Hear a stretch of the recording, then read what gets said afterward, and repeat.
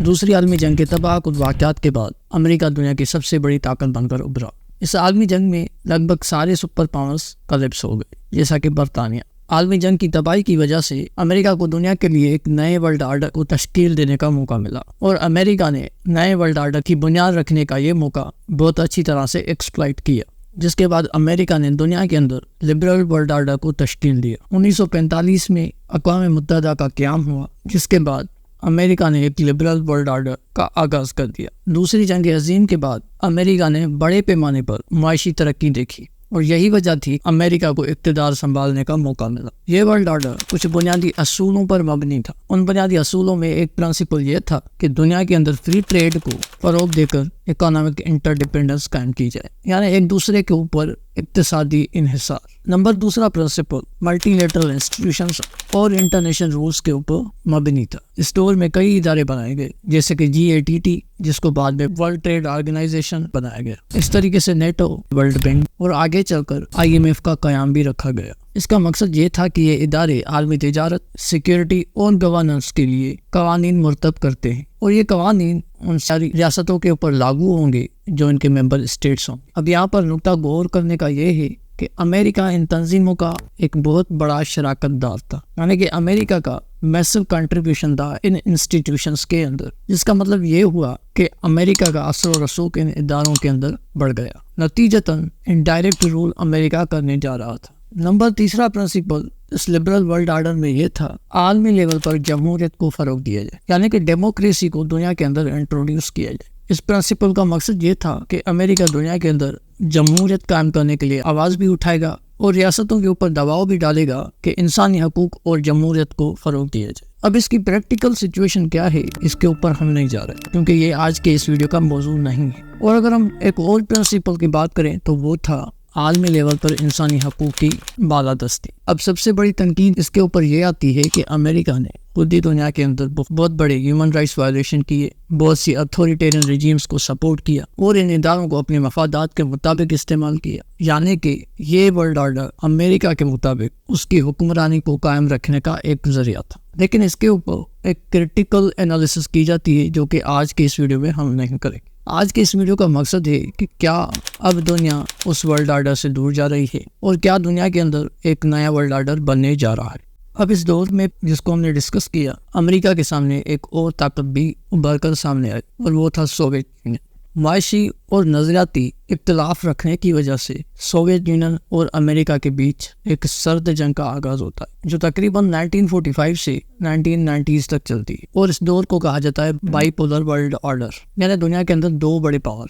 اب جیسے 1990s میں سوویت یونین کلیپس ہو جاتا ہے، تو اس کے بعد امریکہ کے سامنے کوئی نظریاتی اختلاف نہیں رہتا، اور ایک یونی پولر ورلڈ آرڈر کی شروعات ہوتی ہے۔ اب دنیا کے اوپر امریکہ اکیلا ہی راج کرتا ہے، لیکن پھر امریکہ اس میں زیادہ دیر چل نہیں سکا۔ 1990 سے لے کر آج 2023 تک تقریباً 3 دہائیاں بیت چکی ہیں، اور ان پچھلے 30 سالوں کے اندر عالمی لیول پر کافی بڑے پیمانے پر نئی تبدیلیاں ہوئی ہیں، جن کو دیکھ کر یہ تاثر پایا جاتا ہے کہ دنیا اب ملٹی پولر ورلڈ آرڈر کی طرف بڑھ رہی ہے۔ لیکن یہ بات کچھ حقائق پر مبنی ہے، جن کو یہاں پر سامنے لانا لازمی ہے۔ ان سب میں پہلا فیکٹر ہے ایمرجنگ ملٹیپل پاورز۔ 1990 کی دہائی میں امریکہ اکیلا پاور تھا، لیکن آج امریکہ اکیلا پاور نہیں ہے۔ چین کا بڑھتا ہوا سیاسی اور معاشی اثر و رسوخ، روس کا دوبارہ سے سر اٹھانا، ہندوستان کی تیزی سے بڑھتی ہوئی معیشت اور ریمارکیبل اچیومنٹس، اس کے ساتھ مشرق وسطیٰ اور یورپی یونین کے اندر خود مختاری کی طرف بڑھتا ہوا رجحان اس بات کو واضح کرتا ہے کہ امریکہ اب اکیلا پاور نہیں رہا۔ اب یہ سارے ممالک سیاسی اور معاشی طور پر بہت بڑی ترقی کر رہے ہیں۔ اگر ہم بات کریں روس، چین، بھارت، جنوبی افریقہ اور برازیل کی،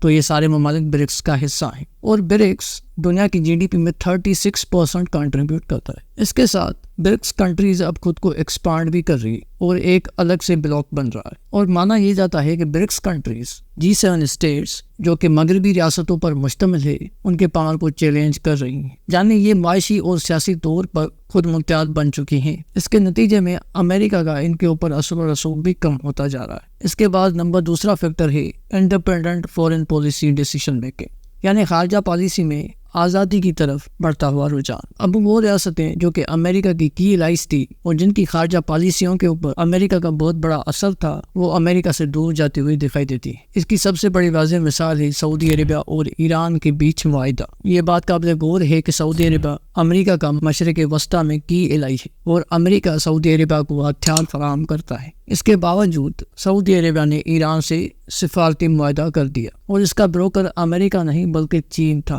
یہ اس سے بھی اہم بات تھی۔ اور اسی کے ساتھ اگر ہم بات کریں ساؤتھ ایشیا کی، تو وہاں پر بھی بھارت اپنی آزاد خارجہ پالیسی کو مینٹین کرتا ہے۔ اور سب سے اہم بات یہ ہے کہ یورپی یونین کے ممالک بھی اپنی خارجہ پالیسی میں آزادی کو مینٹین کرنا چاہتے ہیں اور یورپی یونین کے ممالک بھی امریکہ سے دور ہو رہے ہیں۔ یہ اس بات کو واضح کر دیتا ہے کہ امریکہ اب الائز کے اوپر بھی اپنا اثر و رسوخ کھو رہا ہے اور یہ سارے کی الائز اپنے بڑھتے ہوئے پاور کی وجہ سے انڈیپینڈنس مینٹین کر رہے ہیں۔ اس چیز سے یہ بات بھی واضح ہوتی ہے کہ دنیا کے اندر اب کوئی ایک پاور نہیں رہا، نہ ہی دنیا کسی ایک گلوبل سپر پاور کے زیر اثر چل رہی ہے۔ اگر ہم روشنی ڈالیں اس کے تیسرے فیکٹر پر تو وہ ہے ویسٹرن لیڈ فائنینشیل سسٹم۔ جیسا کہ ہم نے اس ویڈیو کے شروع میں بات کی کہ امریکہ نے 1945 کے بعد لبرل ورلڈ آرڈر کا آغاز کیا تھا، جس میں ایک نقطہ یہ تھا کہ وہ انسٹیٹیوشنز کے تھرو اپنے اثر و رسوخ کو قائم رکھنا چاہتا تھا، جس میں world bank, international monetary fund جیسے ادارے شامل ہیں۔ لیکن اب ان اداروں کے خلاف ڈیولپنگ ورلڈ کے اندر مظاہرے ہو رہے ہیں۔ اس کی سب سے بڑی وجہ ان اداروں کی معاشی پالیسیوں میں اقتصادی انصاف کا نہ ہونا ہے، یعنی ان کی معاشی پالیسیاں ڈیولپنگ ورلڈ کے لیے الگ ہیں اور ڈیولپڈ ورلڈ کے لیے الگ ہیں، اور ان کی معاشی پالیسیوں کی وجہ سے کافی سارے مڈل انکم اور لو انکم کنٹری سفر کر رہے ہیں۔ پاکستان اس کی سب سے کرٹیکل ایگزامپل، جس کے بعد ان ممالک کے اندر ویسٹرن لیڈ فائنینشیل سسٹم کے اگینسٹ کافی بڑے پیمانے پر مظاہرے بھی دیکھے جا چکے ہیں۔ Development bank like the World Bank or the IMF is definitely something that's attractive to. اس ساری چیز کا فائدہ لے رہا ہے چین کے BRI belt and road initiative projects, یا پھر ایشین ڈیولپمنٹ بینک یا Asian investment and infrastructure bank جیسے ادارے ویسٹرن لیڈ فائنینشیل انسٹیٹیوشنز کے متبادل طور پر دیکھے جا رہے ہیں۔ اس بات سے یہ بات واضح ہو رہی ہے کہ امریکن لیڈ ورلڈ آرڈر معاشی پہلو میں بھی فیل ہو رہا ہے اور امریکہ یہاں سے بھی اپنا اثر و رسوخ کھوتا جا رہا ہے۔ لیکن اس سے بھی اہم فیکٹر کی بات کریں تو وہ ہے امریکی ڈالر کا ڈکلائن۔ امریکی ڈالر اب زوال کی طرف جا رہا ہے۔ آپ کو پتا ہے کہ امریکی ڈالر دنیا کے اندر ریزرو کرنسی کے طور پر استعمال کیا جاتا ہے۔ آج بھی امریکی ڈالر دنیا کے اندر کافی بڑے مقدار میں مختلف ممالک کے اندر ذخائر کے طور پر پڑا ہوا ہے، لیکن اس کے ذخائر میں مسلسل کمی آ رہی ہے اور دنیا کے اندر کافی ممالک متبادل کرنسیوں کے اوپر بات کر رہے ہیں۔ فار ایگزامپل پاکستان، جس نے چین سے اپنی تجارت یوان میں کرنا شروع کر دی ہے۔ اس کے ساتھ بھارت، روس، ارجنٹینا اور برازیل جیسے ممالک بھی متبادل کرنسیوں کے اوپر غور کر رہے ہیں۔ انٹرنیشنل مانیٹری فنڈ کے اعداد و شمار کے مطابق سال 2000 سے ڈالر کے ذخائر 71% سے ڈکلائن ہو کر 59% تک پہنچے ہیں، اور اسی اعداد و شمار کے مطابق یورپی یونین کی کرنسی میں بھی 20% کمی دیکھی گئی۔